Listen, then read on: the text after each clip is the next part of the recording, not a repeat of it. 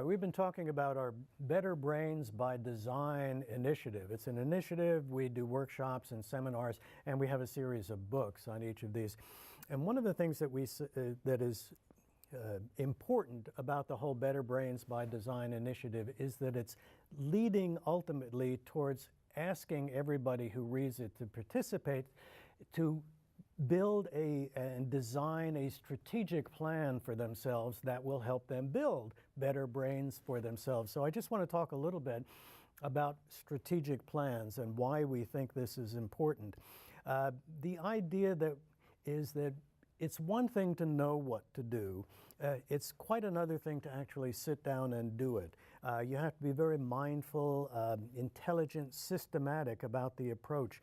We help people sort of figure out what are the domains of well-being that they need to deal with. There's health, there's self, there's others. And what you're doing with all of these is trying to move through using the plasticity of your brain, move yourself out of areas where you're declining, where you're suffering, through languishing, to where you're actually beginning to flourish and use your brain and your mind as well as you can. So the more we can be mindful about pinpointing what it is that we want to work on, the better off we're going to be. We have developed this idea called the new MEDS, M-E-D-S. It's an acronym that describes really important aspects of any plan that you put forward. M stands for motivation. You need to be motivated, and this is an important part of this strategic plan, is actually figuring out your motivation, and I'll talk a little bit more about that in a second. E is education, is really educating yourself, enlightening yourself, if you will, about these different domains that we're talking about. What is really holding you back?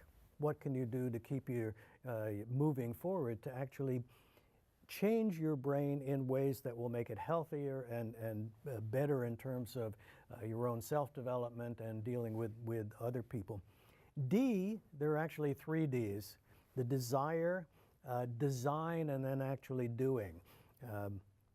This is where we get to the heart of this strategic plan.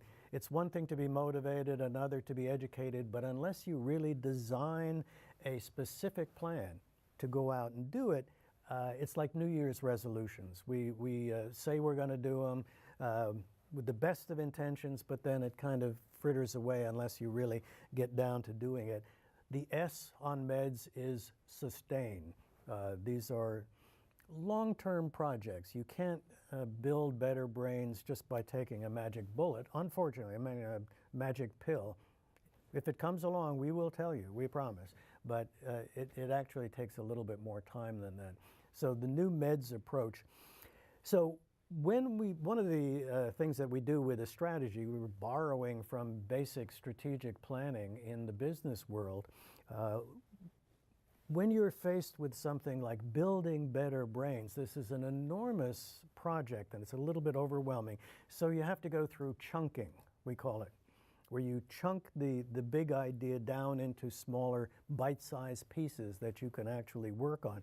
So you start with a broad goal, but then you have very specific objectives that really begin to hone in on what you need to work on. So that tells you what you want to work on. Then you develop strategies on how am I going to get at this specific idea. Drill down even further and you have specific tactics that inform you what specifically am I going to do, when specifically am I going to do it in order to achieve the strategies that are going to get at the objectives. We have developed a one-page strategy worksheet that we give to everybody in our seminars and as part of the books that kind of lays out in very broad terms this outline of what your strategy is for each of the individual things that you want to do. So it'll lay out the objectives, the strategies, and the tactics. We also have 2 little areas down on the end that track your motivation. And I'll talk more in another segment about motivation and the differences in types of motivation. And you're also going to track your mastery, how well you have actually mastered the tasks and the skills that are associated with this. A third aspect of this, again, we're borrowing from business training, strategic planning within business. You will do a SWOT analysis on yourself. SWOT, S-W-O-T, which stands for strengths, weaknesses, opportunities, and threats. Now, when a business is putting together a business plan and a strategic plan, it will look at its own internal strengths. And just as you would if you were a business, you need to look at what am I already doing? What are you already doing that you're strong in, that you do really well, and you want to maximize those. You want to keep doing that. But where are your weaknesses? Where are you falling down? Where are you doing things that are actually hurting your brain, that are hurting your personal development, that are hurting your social relationships? Then you need to target on working those and improving them. The opportunities and threats sort of deals more with your environment. What is it in the environment that provides opportunities for you to grow and to move out of the suffering area into flourishing? And what are the threats? What are the risk factors? This is a very important part of the whole strategy, sort of for the whole Better Brains by Design, is we can identify what puts you at risk. You can identify what puts you at risk. And if you can reduce those, and at the same time identify what makes you stronger, what are the opportunities, what are the protections, maximize those, then you're getting a much better balance that will actually allow you to move through languishing into this area where you have the opportunity to thrive.